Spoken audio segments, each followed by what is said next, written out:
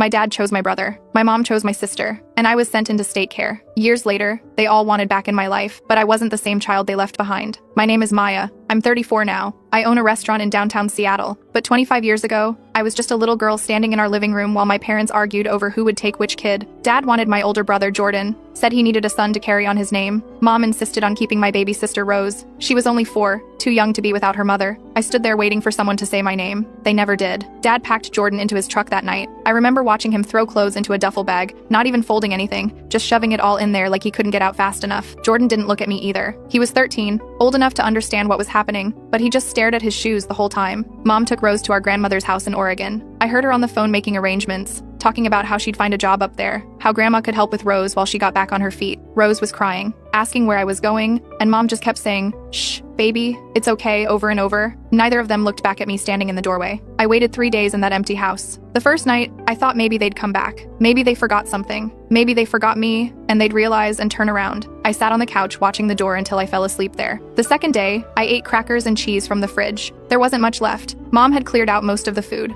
I found a box of Cheerios in the cabinet and ate them dry because the milk had gone bad. I slept with every light on because the house made weird noises and I kept thinking someone was breaking in. By the third day, I was talking to our cat, Muffins. She was the only one who stayed. I told her everything, how scared I was, how I didn't understand why nobody wanted me. She just purred and rubbed against my legs. Mrs. Coleman next door finally noticed. She found me crying in the backyard, talking to Muffins because I had no one else. I remember her face when she asked where my parents were. I told her they left. She asked when they were coming back. I said I don't think they are. The social worker came that afternoon. She had kind eyes, but I could see the pity. I learned to hate that look real quick. I bounced through 7 foster homes in 10 years. Some were okay, most weren't. The Hendersons locked the pantry at night because their biological son had a eating problem and they didn't want to tempt him. I was 9 years old and I learned to hide granola bars under my mattress. I'd wake up at 2 a.m. and eat them slowly in the dark, trying not to make noise with the wrapper. I got caught once and Mr. Henderson yelled at me for 20 minutes about respect and rules. I cried myself to sleep that night, clutching my stomach. Mrs. Burke told me I was too ugly to ever be adopted. I was 11. She said it casually, like she was commenting on the weather, while I was helping her fold laundry. "You're lucky you ended up here, Maya. With that face and that attitude, no one's lining up to take you home." I looked at myself in the mirror for hours that night, trying to figure out what was so wrong with me. The Carters only wanted the monthly check. They bought a new TV the same week they told me I couldn't have seconds at dinner. I was 12 and growing, always hungry, and I'd watch them eat pizza while I finished my single slice. They had 3 biological kids who got whatever they wanted. I wore the same 3 outfits to school for months until a teacher noticed and called CPS. There were others too. Families who meant well but didn't know what to do with an angry, hurt kid. Families who tried but gave up when I acted out. I wasn't an easy kid, I'll admit that. I was mad at the world and I showed it. I aged out of the system at 18 with $340, a garbage bag of clothes, and a full scholarship to culinary school. My grades were my escape. Honestly, when everything else was falling apart, I could control my GPA. I studied like my life depended on it because, in a way, it did. I worked doubles at a diner while getting my degree. The place was called Rosie's, and the owner was this old Greek woman who didn't ask questions about my past. She just taught me how to make her grandmother's spanakopita and let me take home leftovers. I slept 4 hours a night, saved every penny. My apartment was basically a closet with a hot plate, but it was mine. By 25, I opened my first food truck. I called it Maya's Table and parked it outside the university. College kids loved my food because it was good and cheap, and I remembered what it was like to be hungry. I made everything from scratch, worked 16-hour days, and slowly built a reputation. By 30, I had my restaurant, an actual brick-and-mortar place with my name on the window. I almost cried the day the sign went up. It had been 12 years since I aged out of foster care, and I'd done it. I'd actually done it. Last year, Seattle Magazine named it one of the top 10 new restaurants in the city. There was a full-page photo of me in the kitchen, wearing my chef's coat, holding a plate of my signature dish. I was smiling in the photo, a real smile, because for the first time in my life, I felt like I'd made something that couldn't be taken away from me. That's when they found me. Jordan messaged first through Facebook. The message just said, "Maya, is this you?" with a friend request attached.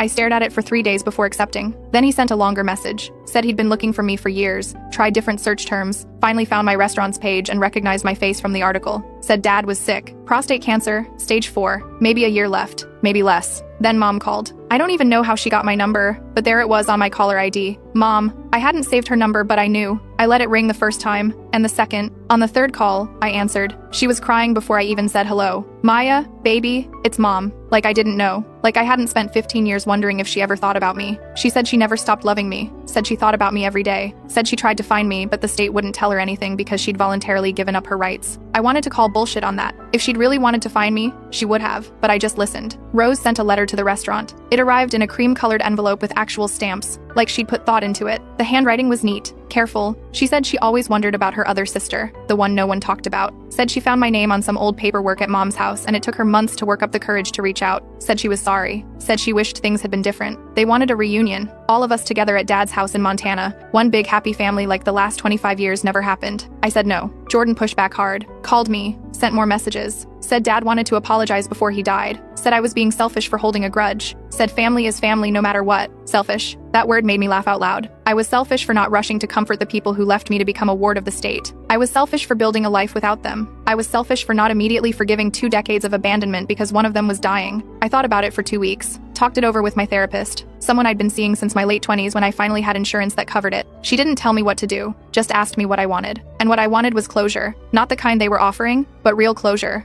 On my terms. I agreed to meet them, but not at Dad's house. At my restaurant, on my ground, where I was successful and confident, and where they could see exactly what I'd become without them. They flew in on a Tuesday. I arranged it on a day we were closed to the public, told my staff I needed the space for a private event. Didn't tell them it was my family because honestly, I didn't think of them that way anymore. I watched them walk through the door from my office window. Dad was thin now, gray hair where it used to be dark brown. He walked with a cane, moved slowly, like every step hurt. Mom clutched her purse like armor, like it could protect her from this conversation. She'd put on weight, looked older than her 53 years. Jordan looked uncomfortable in a button-down shirt that didn't quite fit right. He'd gotten tall, filled out. He looked like Dad used to look. Rose kept staring at me like I was a ghost. She was pretty, put together in a way I'd never managed to be. Designer jeans, perfect makeup. She looked like Mom. We sat at my best table, the one by the window overlooking the street. I'd set it myself that morning with the nice linens and the good silverware. Made it look professional, distant. Dad cleared his throat. His voice was rougher than I remembered, scratchy from the cancer or the treatments or both. Maya, we made mistakes. We were young, broke, scared. We didn't know what to do. I nodded, didn't say anything. Let him keep talking. Your mother and I, we were drowning. The divorce was ugly and we were both in bad places. We thought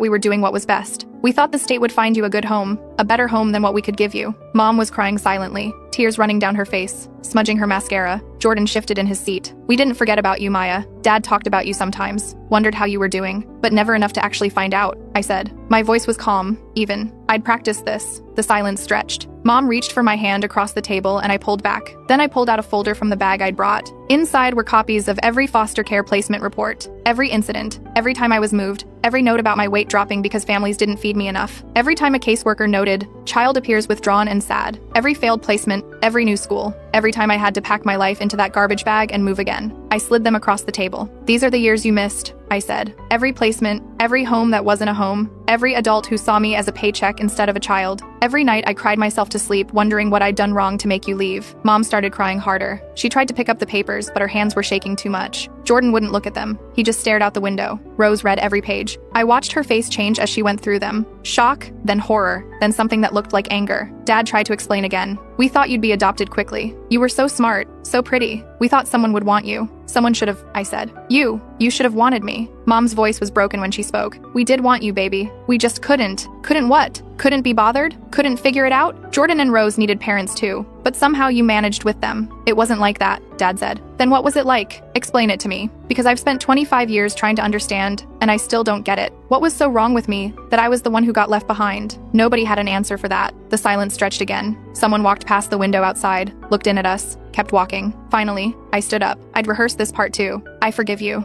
I said. Not because you deserve it, but because carrying anger is exhausting and I have a business to run. I've built a good life. I'm successful. I'm happy most days. And I did it all without you. I handed each of them a menu from the stack I'd brought. Dinner's on me. Order whatever you want. Consider it the last thing I'll ever give you. I started to walk away, toward the kitchen. I was done. I'd said what I needed to say, but Rose wouldn't stop staring at me. Wait, she said. Please wait. After they left, after Dad and Mom and Jordan got in their rental car and drove away, Rose stayed behind. Said she needed to talk. Said there was something I needed to know. We sat at the bar. I poured us both whiskey. The good stuff I keep for after rough services. She drank it fast, like she needed the courage. Then she told me the truth. Mom didn't just take her to Grandma's. That was true for about 6 months. But then Mom met someone new. Some guy named Phil, who had money and a house and wanted a fresh start. They moved to California when Rose was 5, and 2 years after that, Mom had another baby, another girl, my replacement. Rose showed me photos on her phone. Birthday parties with pink balloons and a sheet cake from the grocery store. Middle school graduation with Mom beaming in the front row. High school prom with Mom helping her into a blue dress. College acceptance letters pinned to a refrigerator with alphabet magnets. That girl never knew I existed. Mom had erased me completely. Rose's hands were shaking as she scrolled through the photos. Her name is Claire. She's 23 now, getting married next month to some guy she met at USC. I stared at the photos. Claire looked like me. Same nose, same chin, same dark hair. We could have been twins if you didn't know better. Does she know? I asked. About me? Rose shook her head. Mom never told her. As far as Claire knows, she has one sister. Me. That's it. And Jordan? Jordan knows. He's known for years. He met Claire when she was 10, but he never said anything because Mom asked him not to. Said it would just confuse things. I drank my whiskey. Poured another. There's more, Rose said. She looked sick. Mom wants you to cater the wedding.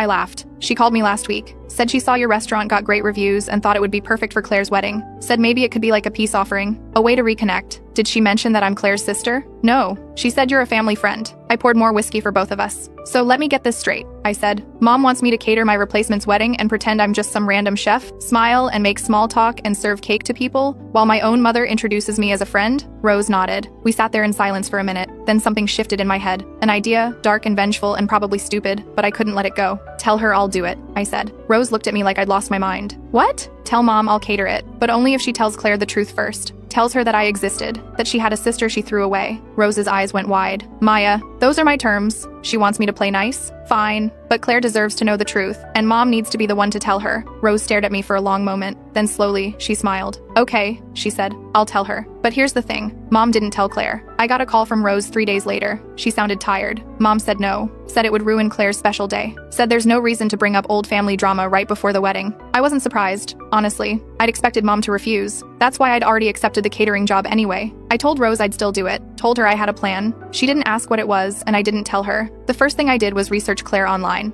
It wasn't hard. She had public Instagram, Facebook, even a wedding website with one of those countdown timers and a story about how she and her fiancé met. His name was Andrew Whitmore. Old money, apparently. His family owned some tech company that had been around since the 90s. The kind of people who summer in the Hamptons and winter in Aspen. The wedding website had professional engagement photos taken on a beach somewhere tropical, both of them in white linen, looking like a J. Crew ad. Claire's Instagram was full of the same vibes. Brunch with the girls, weekend trips to wine country, her and Andrew at charity galas in evening wear. Every photo, perfectly filtered, perfectly posed. She looked happy. She looked loved. She looked like someone who'd never spent a night wondering if she'd eat the next day. I scrolled back years on her page, found photos of Mom, lots of them. Mom and me at my graduation. Best mom ever surprised me with lunch. Love this woman. There were photos of Rose too, tagged as her sister. The two of them on vacation, at concerts, just hanging out. I wasn't in a single one. I took screenshots of everything, saved them all in a folder on my laptop labeled Wedding. Then I contacted the wedding planner. Her name was Jessica, and she answered on the second ring, all professional enthusiasm. Maya, so wonderful to hear from you. I'm so excited you're catering Claire's big day. I pretended I was calling to finalize menu details, asked about dietary restrictions, service timeline, the usual stuff. But what I really wanted was information. Guest count, seating arrangements, who was important. Jessica was chatty, probably relieved to work with a vendor who actually seemed organized. She told me there'd be 200 guests. Mix of Andrew's family and business associates, plus Claire's side. She sent me the seating chart, said Mom had been very specific about placement. I studied that chart for hours. Mom was at the head table with Claire, Andrew,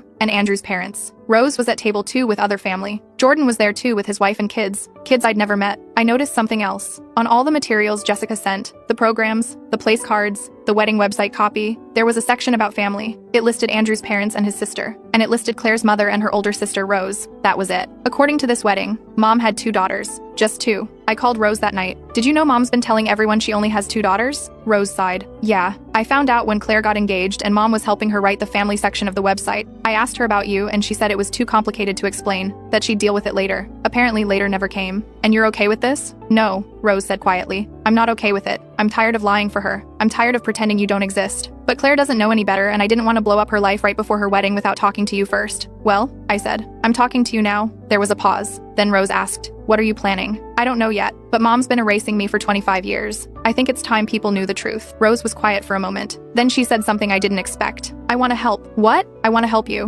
Whatever you're planning, I'm in. Mom deserves to face what she did. And honestly, I'm tired of living in Claire's shadow too. That surprised me. What do you mean? Rose laughed, but it wasn't a happy sound. Claire's the golden child. Always has been. She's younger, prettier, more successful. She married well. She's everything Mom wanted. I'm just the first daughter, the practice run. Do you know Mom forgot my birthday last year? But she threw Claire a surprise party for hers with like 50 people. I didn't know what to say to that. I'm not trying to make this about me. Rose continued. Your situation was way worse, but I'm just saying, I get it. I get what it's like to be the daughter mom doesn't really want. We talked for 2 more hours that night, made plans. Rose told me things about mom I didn't know, about how she'd rewritten the family history to make herself look better, how she told people dad was abusive and that's why they divorced, even though it wasn't true, how she'd convinced Claire that Rose's dad, her first husband, had abandoned them when really mom had left him. Mom was good at rewriting history, good at making herself the victim, but I was about to give her a story she couldn't change. I spent the next week creating the wedding menu. On the surface, it looked normal, expensive, elegant, exactly what you'd expect for a wedding at a vineyard in Napa. But each dish had a name,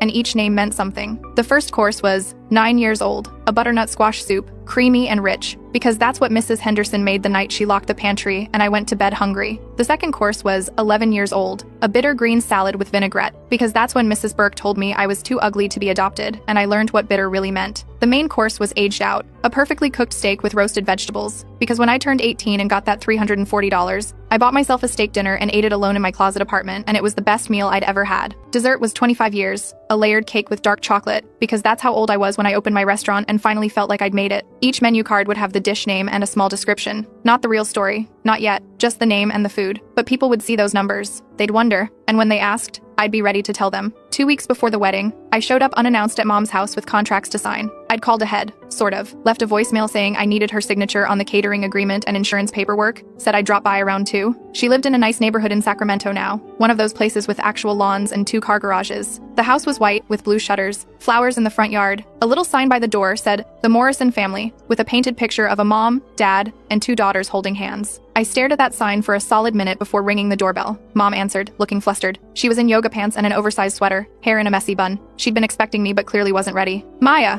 hi, come in. I'm sorry the place is a mess. Claire's been staying here while she plans the wedding and there's just stuff everywhere. She stopped talking when I stepped inside and saw Claire in the kitchen. Claire was at the island, laptop open, surrounded by fabric swatches and printouts. She looked up when I walked in and smiled, completely unaware of who I was. Oh, hi. You must be the caterer. Mom's told me so much about your restaurant. I'm so excited. I looked at Mom. Her face had drained of all color. Maya, I said, extending my hand to Claire, the caterer. Claire shook my hand. Her grip was firm, friendly. Claire, the bride, though I guess you knew that. She laughed. I kept my eyes on Mom while I talked to Claire. Congratulations on the wedding. Your mom's told me so much about you. Mom looked like she might throw up. So, I said, pulling out the contracts from my bag, I just need a signature on these and we're all set. I spread the papers on the counter. Mom moved closer, hands shaking. Claire was still smiling, oblivious. This is so great. Mom's friend recommended you, and when we looked at your menu, we just knew it was perfect. The names are so creative. 9 years old, 11 years old. Is that like family recipes from different ages? Something like that, I said. Mom picked up a pen, but her hand was shaking so bad she couldn't write. I decided to push a little further, looked right at Claire. So, do you have any siblings? I like to know about the family before I cater. Helps me personalize things. Mom's pen froze on the paper. Claire smiled. Just my older sister, Rose. She's amazing. She's actually my maid of honor. Do you have siblings? I do, actually, I said. A brother and 2 sisters. Mom made a small noise, like a whimper. Claire didn't notice. That's nice. Big families are the best. I let that sit there for a second. Then I pulled an envelope out of my bag, sealed, cream-colored, with Claire's name written on it in my handwriting. Here, I said, handing it to her. Some information about the menu, dietary accommodations, that sort of thing.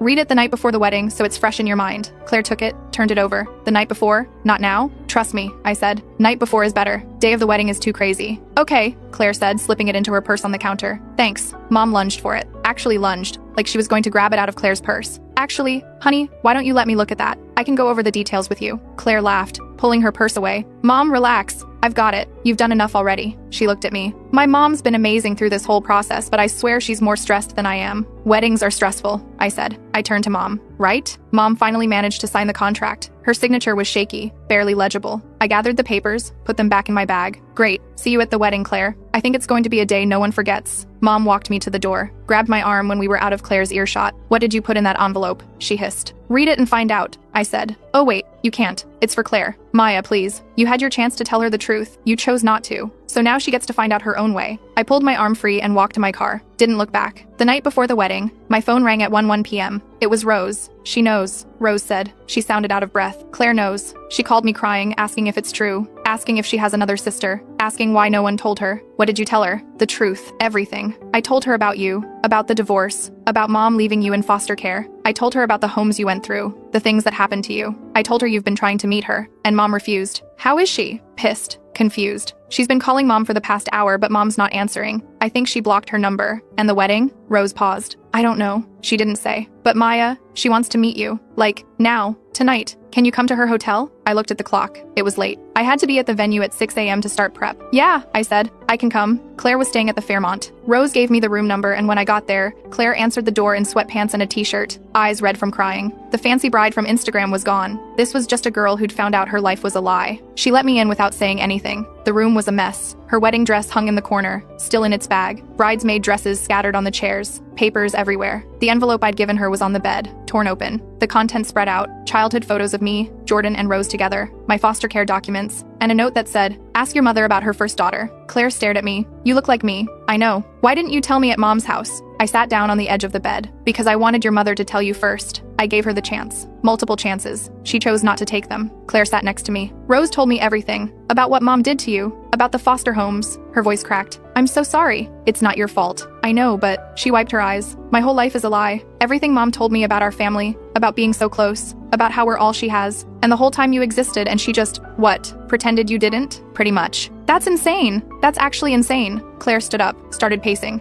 "And she wanted you to cater my wedding? Like you're just some random chef? What the hell is wrong with her?" I didn't have an answer for that. Claire stopped pacing, looked at me. "Do you hate me?" "No, you didn't do anything wrong. But I got the life you should have had. I got a mom who was there, who cared. I got birthday parties and graduations and all the normal stuff. And you got..." She gestured at the papers on the bed. "You got what you got," I said. "None of that is your fault. Mom made her choices. You were just a kid." Claire sat back down. We were quiet for a minute. Then she said, "I want you at the wedding. I'll be there. I'm catering it." "No." She looked at me. "Not as the caterer. As a guest. As my sister." I stared at her. "Claire, I'm serious. Rose is my maid of honor. You should be there too. Standing with us. I don't care what Mom thinks. Your wedding's tomorrow. It's all planned out. So we change it. It's my wedding. I can do what I want." I could see she meant it. "What about Andrew? His family?" "Andrew will be fine. He's always telling me I need to stand up to my mom more. This definitely counts." She grabbed my hand. "Please, I just found out I have another sister. I want her at my wedding." I thought about saying no. Thought about just showing up, doing my job, and leaving. It would be simpler. But then I looked at Claire. Really. Looked at her. And I saw someone who was trying to do the right thing. Someone who could have just pretended she never opened that envelope, never called Rose, never acknowledged any of this. But she didn't. "Okay," I said. "I'll be there." Claire hugged me. I wasn't expecting it, and I froze for a second before hugging her back. "Thank you," she whispered. We spent another hour talking. She asked questions about my life, about the restaurant, about what I'd been doing for the past 25 years. I asked her about Andrew, about school, about normal stuff. Around 1 a.m., she brought up something else. "I'm going to tell everyone," she said, at the reception, during my speech. "You don't have to do that." "Yeah, I do. Mom's been lying to everyone. Her friends, her family, Andrew's family. They all think she's this amazing single mom who did her best. They need to know the truth." "Claire, think about this. It's your wedding day. You really want to spend it dealing with drama?" She nodded. "I want to spend it being honest. And I want people to know about you. You're my sister. Why should that be a secret?" I couldn't argue with that. Wedding day arrived, and I showed up at the venue at 6 a.m. like planned. It was this beautiful winery in Napa, rolling hills and vineyards everywhere. The weather was perfect, sunny but not too hot. My staff was already there unloading trucks, setting up the kitchen. I put on my chef's coat and got to work. Even though I wasn't just the caterer anymore, I still had a job to do. Around noon, Claire showed up. She was in her robe, hair in curlers, makeup half done. She found me in the kitchen and asked to talk. We stepped outside, away from the chaos. "I'm nervous," she said. "About the wedding or the speech?" "Both. Mostly the speech." She looked at me. "What if everyone hates me? What if Andrew's family thinks I'm crazy? Then they're not the right people," I said. "But honestly, I think most people will understand. What your mom did, what she's still doing, it's wrong. People need to know." Claire nodded, took a deep breath. Okay, I'm doing this. You're doing this." She hugged me again. "I'm glad you're here." The ceremony was at 4 p.m. I watched from the back, still in my chef's coat because I had food to check on. Claire looked beautiful in her dress. Andrew couldn't stop smiling. Rose was crying happy tears as maid of honor. Mom was in the front row wearing a lavender dress and a fake smile. She kept glancing back at me like she couldn't believe I was actually there. Jordan was a few rows behind her with his wife and 2 kids. He saw me and gave a small nod. I didn't nod back. The ceremony was nice. Traditional vows, couple readings, lots of tears. When the officiant said, "You may kiss the bride," everyone cheered. Then came the reception. Cocktail hour went smoothly. My staff served appetizers while guests mingled on the terrace. I made sure everything was perfect. Every plate exactly right. Claire found me again around 6. "Can you sit at the head table, please? I'm supposed to be working." "You have staff for that. I want my sister at my table." So I sat at the head table, between Rose and Claire, across from Andrew's sister, who kept giving me confused looks because she didn't know who I was. Dinner service went perfectly. Each course came out exactly as planned. Guests read the menu cards with the dish names. 9 years old, 11 years old, aged out, 25 years. I heard whispers, people asking what the numbers meant. I didn't explain. Not yet. After dinner, the speeches started. Andrew's best man went first, told some funny story about college. Rose went next as maid of honor, kept it short and sweet, said how happy she was for Claire. Then Claire stood up.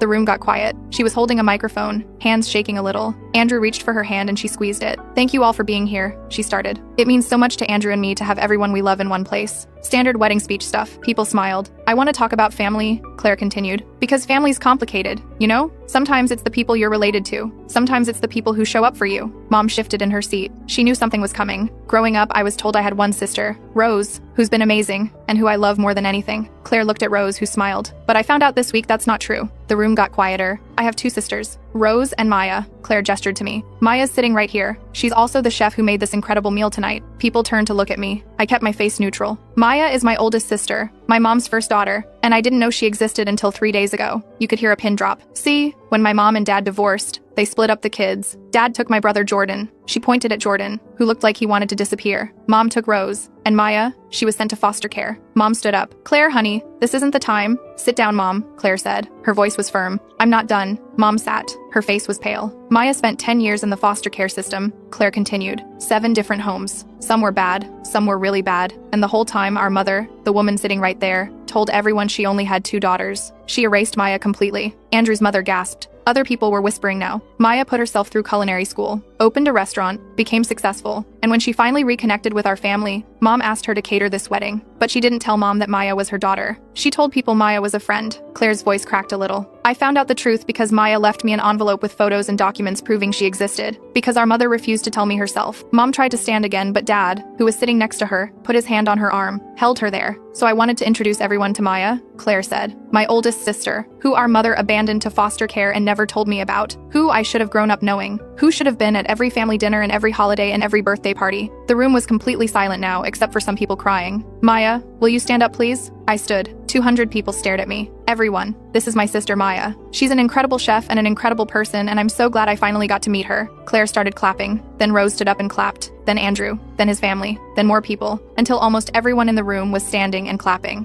Except Mom. She was crying, mascara running down her face, trying to hide behind her hands. And Andrew's parents. His mother stood up, grabbed her purse, and walked out. His father followed, then his sister. The whole family just walked out in the middle of the applause. Andrew saw them leave. His face fell for a second, but then he looked at Claire and nodded, like he was telling her it was okay. The applause died down. People sat back down. Claire sat too, grabbed my hand under the table. Jordan stood up. He looked angry, his face red. "This is ridiculous. You're making Mom out to be some kind of monster." Rose cut him off. She stood up too, pulled papers from her purse. "You want to talk about Mom? Let's talk about Mom." She started reading. My foster care reports, every awful detail, the locked pantries, the verbal abuse, the homes that didn't work out, the time I was hospitalized for malnutrition at age 12. Jordan sat down. He looked sick. Rose kept reading. She read about the night Mrs. Coleman found me alone after 3 days. She read about my social worker's notes describing me as withdrawn and fearful of adults. She read everything. When she finished, she looked at Mom. "That's what you did. That's the choice you made. And you've been lying about it for 25 years. Mom was sobbing now, full-on ugly crying. Her friends, the ones sitting near her, were staring at her in horror. Some got up and moved to different tables. Claire's bridesmaids turned on Mom too. One of them, Claire's college roommate, walked over to Mom's table. "How could you do that to your own child?" Mom couldn't answer. She just cried. I stood up, took the microphone from Claire. "I didn't come here to ruin anyone's wedding," I said. My voice was calm. "I came here to cater it, to do my job. But Claire asked me to be here as family, and I'm grateful for that." I looked at Mom. "I spent 25 years wondering why you didn't want me. 25 years thinking I did something wrong, but I didn't. I was just a kid,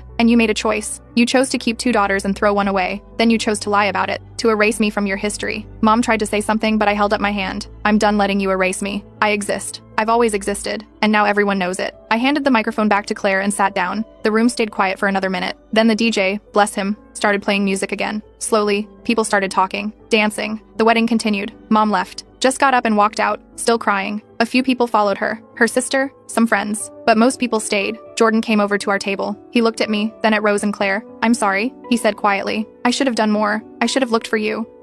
I was a kid, and then I was a teenager, and then it felt too late, and I didn't know how to fix it." "It's not about fixing it," I said. "It's about being honest." He nodded, stood there awkwardly for a second, then left. Around 9 p.m., after the cake was cut and the first dance was done, I was back in the kitchen helping my staff pack up. The venue had a strict end time, and we needed to be out by 11. Rose and Claire came to find me. We're leaving, Claire said. Andrew and I are heading to our hotel, but I wanted to say thank you for being here, for telling the truth. You're the one who told the truth, I said. Yeah, but you gave me the courage to do it. She hugged me. I know today was supposed to be about getting married, but honestly, finding out I have another sister is the best wedding gift I could have asked for. Rose hugged me too. We should get dinner sometime. Like, actually get to know each other. I'd like that, I said. They started to leave, then Claire turned back. Hey, one more thing. Do I still get the family discount on catering? Rose snorted. I laughed. Yeah, I said. You get the family discount. We walked out of the venue together around 11. My staff had loaded everything into the trucks and left. It was just me, Rose, and Claire in the parking lot. We could see the venue through the windows. A few people were still inside, cleaning up. Mom's car was gone. So was Jordan's. So what now? Rose asked. Now? I looked at my two sisters. These women I barely knew, but who felt more like family than anyone had in years. Now, we figure it out. One day at a time. Claire smiled. I can do that. We stood there for another minute, the three of us, watching the staff turn off the lights inside. Then Claire said, You guys want to go get pancakes? I'm starving and it's my wedding night, so Andrew can wait. Rose laughed. Pancakes sound perfect. We got in my car, Rose in the front, Claire in the back, and as we drove away from the venue, from the drama and the tears and the confrontation, Claire leaned forward between the seats. So, do I still get the family discount on catering? Rose and I looked at each other, then all three of us started laughing.